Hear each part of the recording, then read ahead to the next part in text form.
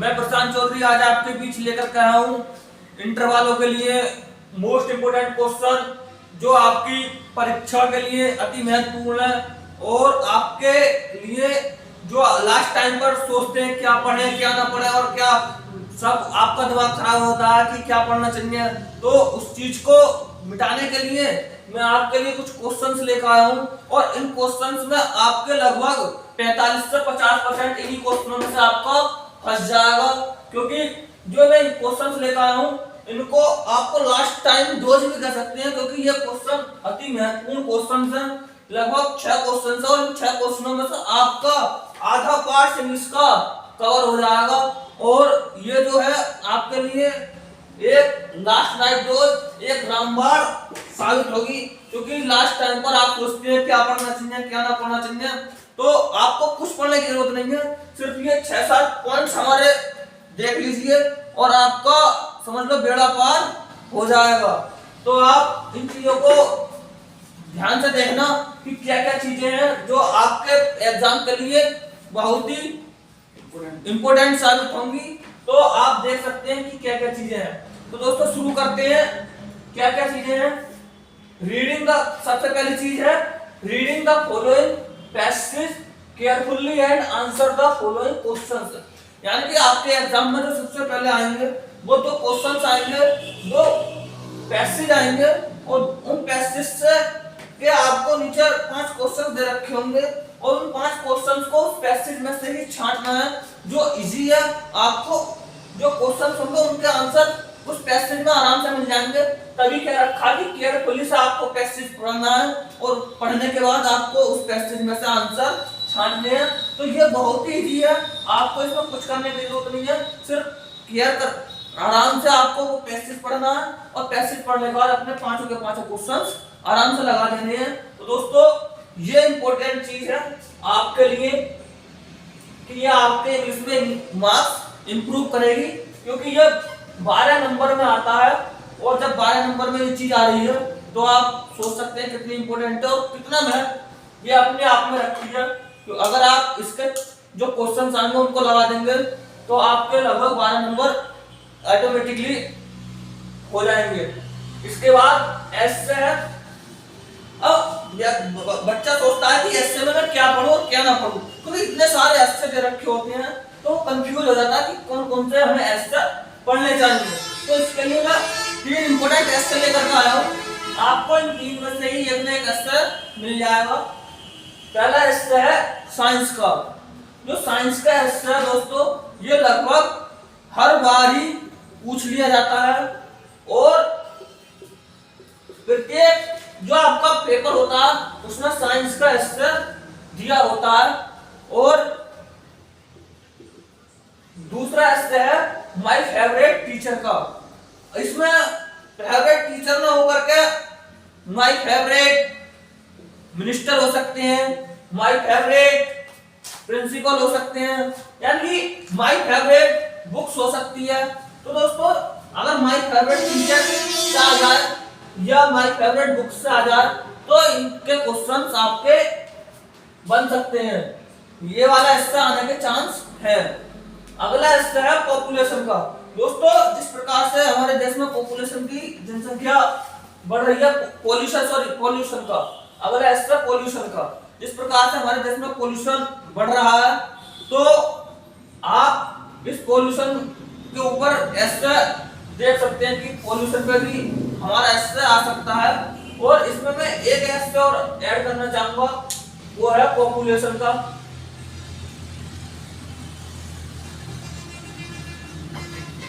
इन 4 एस्से में से आपका एक एस्से मिल जाएगा, तो आप फालतू की चीजें ना पढ़ करके इन 4 एस्सों को कवर कर सकते हैं। इन एस्सों को पढ़ करके इनमें से आपका एक ना एक तो मिल ही जाएगा। तो आपके लगभग 10 नंबर इसमें पक्के हो जाएंगे अगर आप अच्छे से एस्से करके आएंगे तो। अगला क्वेश्चन है read one of the extract giving below and answer the following questions. ये आपका पोएम में से पूछ लिया जाता है कि एक पोएम में रखी होती है, उसका जो क्वेश्चंस दे रखे होते हैं, जैसे कि ऊपर दे रखे थे, ऐसे ही आपका पोएम में दे रखे होते हैं 4-5 क्वेश्चंस, उनको आपको छांटना है और इजीली पढ़ के आप उसे भी छांट सकते हैं, तो इसमें कोई परेशानी नहीं है। तो आपके 6 मार्क्स इसमें मिल जाएंगे। अगला है डिस्क्राइब द वन लेटर। आप एक लेटर लिखना है आपको, और वो लेटर इस प्रकार से लिखने हैं।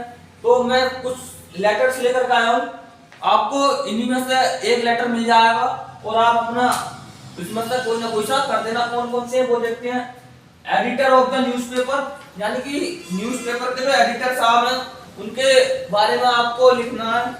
और एसपी ऑफ द डिस्ट्रिक्ट, आपसे एसपी जो हमारे सुपरिटेंडेंट पुलिस है, सुपरिटेंडेंट ऑफ पुलिस, तो उनके बारे में आपसे पूछ सकता है कि आपके जो हैं एसपी साहब उनके बारे में पूछ सकता है, या फिर आपसे डीएम के ऊपर लेटर लिखवाने के लिए कह सकता है कि साहब तुम्हारे डिस्ट्रिक्ट के जो डीएम हैं उनके बारे में एक लेटर लिखना, या आपसे हेल्थ मिनिस्टर के ऊपर एक लेटर लिखवा सकता है कि हेल्थ मिनिस्टर के ऊपर एक लेटर लिखना है। तो आप यहाँ से भी 10 नंबर प्राप्त कर सकते हैं। अगला है एक सेंट्रल आइडिया आपको याद करना है, और जो सेंट्रल आइडिया आपको याद करना है वो मेरे हिसाब से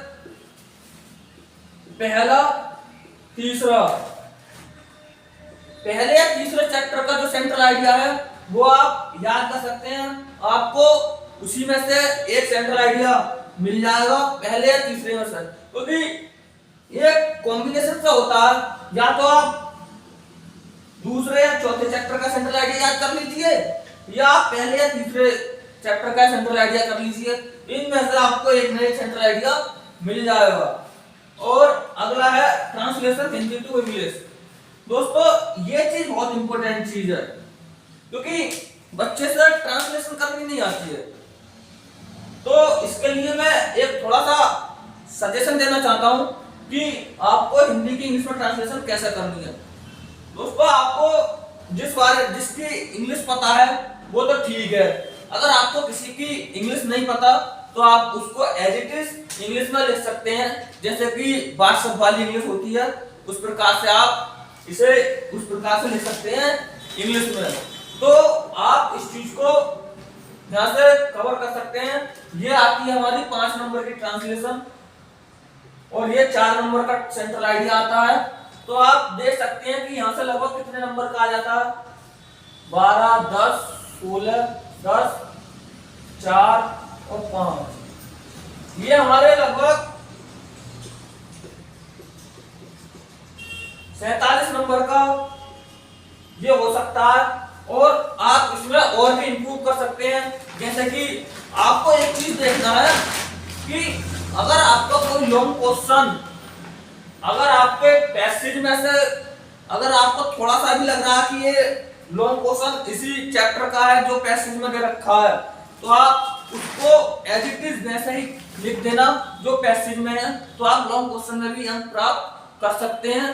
तो इस चीज को आपको ध्यान रखना है, क्योंकि कभी कभी ऐसा होता है कि जो आपको लॉन्ग क्वेश्चन दिया होता है वो उसी चैप्टर का दे देते हैं जिस चैप्टर का पैसेज होता है। तो इस चीज को इंपॉर्टेंट तरीके से ध्यान रखना कि वो अगर वो लॉन्ग क्वेश्चन पैसेज से थोड़ा सा भी मैच कर रहा है तो आपको एज इट इज वैसे ही छाप देना, तो आपके थोड़े बहुत नंबर इंप्रूव हो जाएंगे।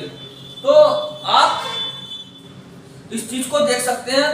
और अगर आपको जो ग्रामर वाला पोर्शन है, डायरेक्ट इनडायरेक्ट और एक्टिव पैसिव और आपके जो इडियम्स वगैरह हैं, इनके बारे में अगर आपको वीडियो चाहिए तो आप हमारे कमेंट बॉक्स में लिखकर बता सकते हैं। उनके लिए हम शानदार ट्रिक के साथ आपको डायरेक्ट इनडायरेक्ट की वीडियो और एक्टिव पैसिव की और जो हमारे इडियम्स वगैरह हैं, एंटोनिम्स, सिनोनिम्स हैं, उनके बारे में एक बेहतरीन वीडियो आपके लिए लेकर के आएंगे। आप अगर कमेंट बॉक्स में बता दें तो हम ले आएंगे। और अगर आपको हमारी ये क्लास अच्छी लगी हो तो आप हमारे चैनल को लाइक और सब्सक्राइब कर सकते हैं। आपको मैं एक इम्पोर्टेंट चीज और बता देता हूँ कि ये हमारा जो चैनल है उत्कृष्ट क्लासेस मुरादाबाद, इस पर हम कंपटीशन की तैयारी करा रहे हैं।